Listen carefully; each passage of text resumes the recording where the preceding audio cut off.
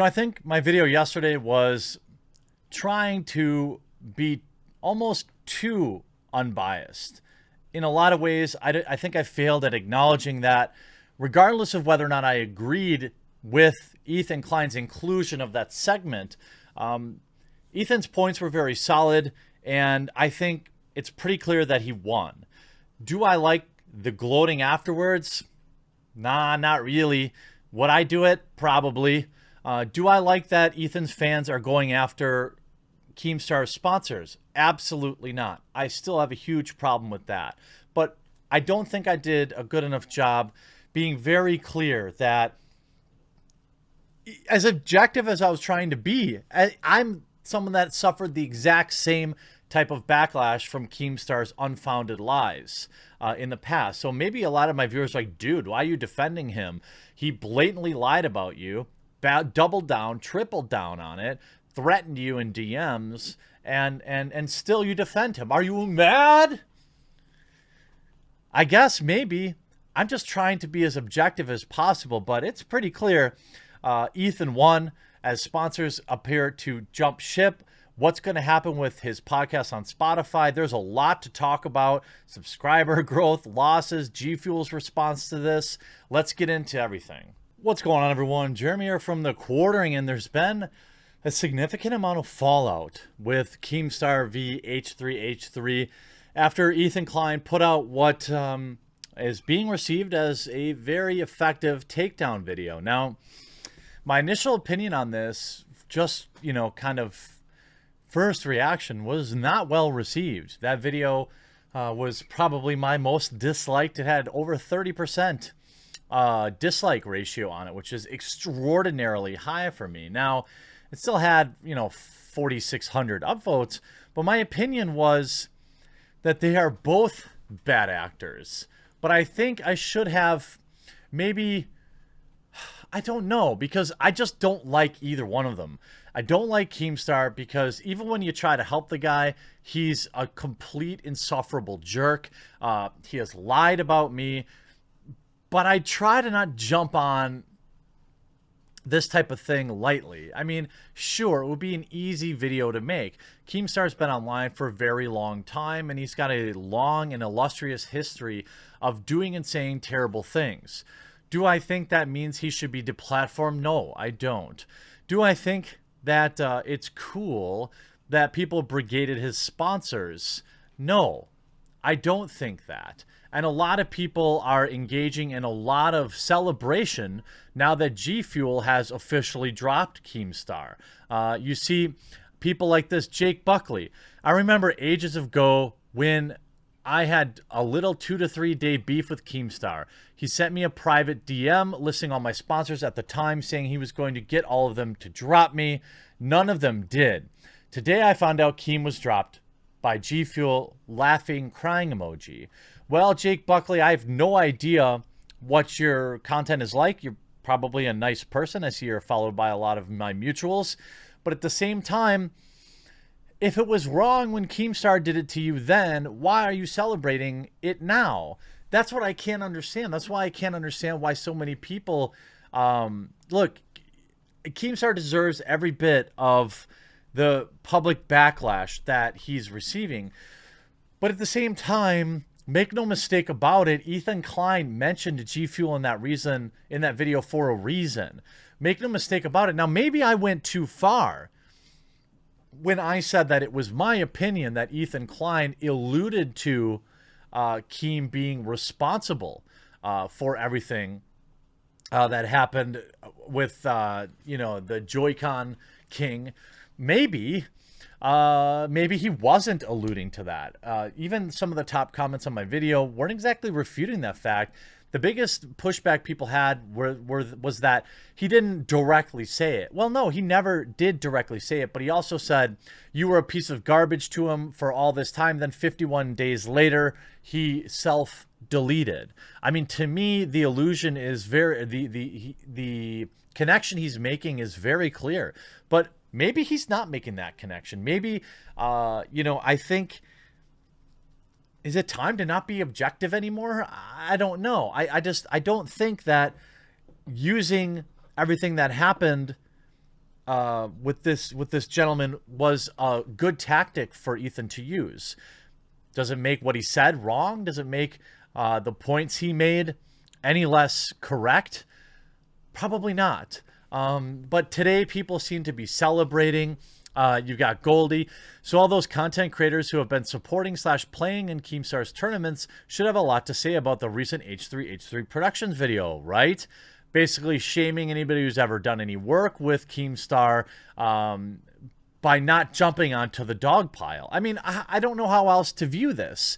Yes, Keem is a jerk. I don't like him. Again, dear Keemstar, this video has been proven wrong, and yet it's still up. When will you retract it and publicly apologize? So Ethan is just doubling, tripling, quadrupling down. He got mad at Optimus. I don't care about I don't care about all the other things Keemstar did, but making fun of he's gone too far making fun of him for GFuel. No, what people think Ethan and to Ethan stands is not that it was over the line that he made fun of him. It was that he alluded to the fact that people would take this as that GFuel should deplatform him.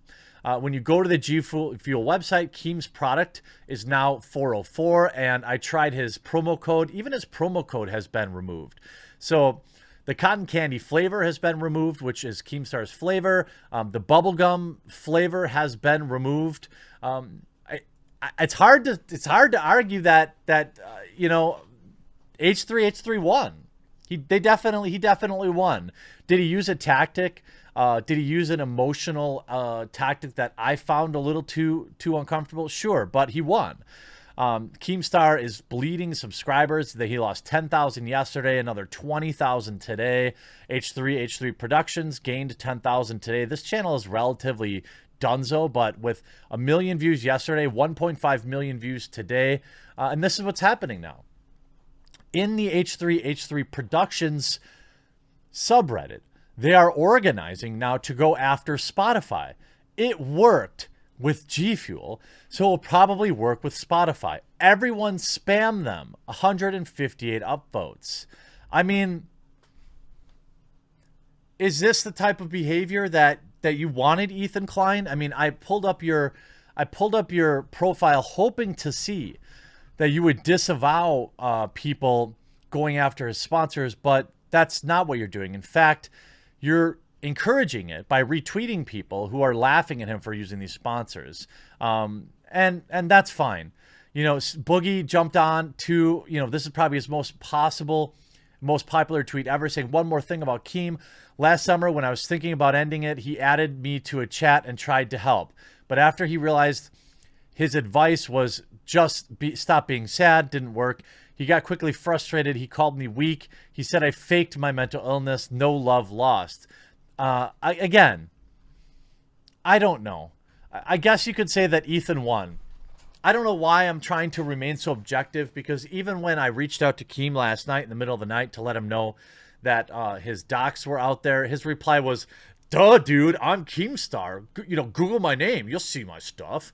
I don't think he knows how to be kind. I still think that both Ethan Klein and Keem they're clearly both very thin-skinned, and perhaps it's a problem that many of us have. I think that I don't like the idea of people going after sponsors. Did Ethan Klein directly ask people to do so? No. But this is definitely one of those gray areas, right? When I make this video, I know that there are viewers out there that will go do things I disagree with. That's not a reason to not make the video, but it is a reality of making these type of videos. The fact that Ethan Klein included several references to GFuel, to me, he should have known that this is what would happen. Is it his fault that GFuel dropped Keemstar? No, it isn't. Ultimately, GFuel could have stood by him in all of this and not banned him and not erased him from the website, which is what they did. They essentially erased him from the website entirely. I had a tweet up. I think I accidentally... Oh, no, here. Nicholas Diorio has it. They took his picture off the branding. You can see Wayback Machine. You see Keemstar right here. and now they've removed, I mean, they completely erased him. This on thegamer.com. GFuel has seemingly cut ties with Keemstar following H3H3 takedown video. Earlier today, H3 Productions uploaded a video that aggregates a maelstrom of damaging clips of a fellow YouTuber, Keemstar. Earlier today, H3H3 Productions uploaded a video called Content Nuke Keemstar that aggregates a maelstrom of damaging clips of the fellow YouTuber. The 46-minute video represents Keem as a selfish, disdainful personality that has repeatedly profited off the suffering of others and indirectly responsible for the mental anguish endured by several other creators, including Ethan H3H3 Klein himself. Keemstar is a YouTuber who hosts a, quote, news show called Drama Alert, and when he goes out of his way to target creators on social media and YouTube and social media, makes wild speculations about them and encourages his audience to target his enemies with online bad behavior. That wild speculation is often completely misguided, as well as was with the case with Sir Tony Ray, an elderly streamer that Keem accused of being one of the worst things ever. Keemstar also proudly doxes people he doesn't like, releasing their personal information to his fans, a practice he defends because he is a news show. The creator's Keem dox has become a target of his fans, suffering long-term issues and mental distress. H3H3 Productions video reveals that all of these details and more, including the role Keem played in, again, the ultimate decision that another YouTuber made, even suggesting he jump off a cliff. For anyone following his career, none of this information is particularly revelatory. He is well known as a toxic creator that, as Ethan puts it, wields his audience like a weapon. Well, Ethan, you also do the same, and we're all responsible a little bit for shedding some light on different creators, and we all make mistakes. I don't think I can really back Keem anymore in objectivity. I wish his family the best. But, you know, this type of thing is a long time coming, but you can't erase Keemstar. He's been canceled so many times, he's uncancelable. Sure, he'll lose a couple hundred thousand, or maybe a couple 100,000 subscribers, maybe.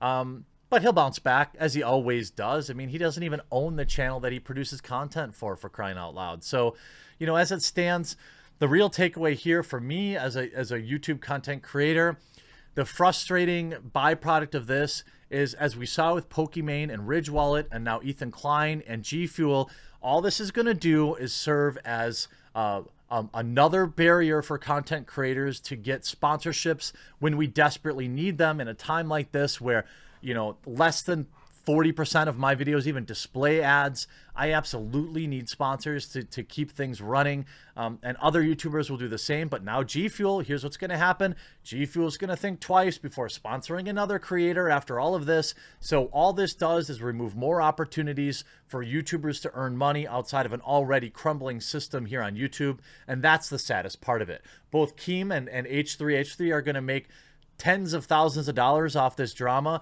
and good for them. But the rest of us out here who are looking for sponsorships, who would love to have a GFuel sponsorship, can't have it. Although I don't want one now that it's clear they part ways with content creators immediately. I mean, look, GFuel knew who Keemstar was, all right, when they backed him. None of this should have surprised them. The fact that they backed off so quickly after Ethan Klein made a video is pretty pathetic. I hope you enjoyed this video. We'll talk to you again real soon.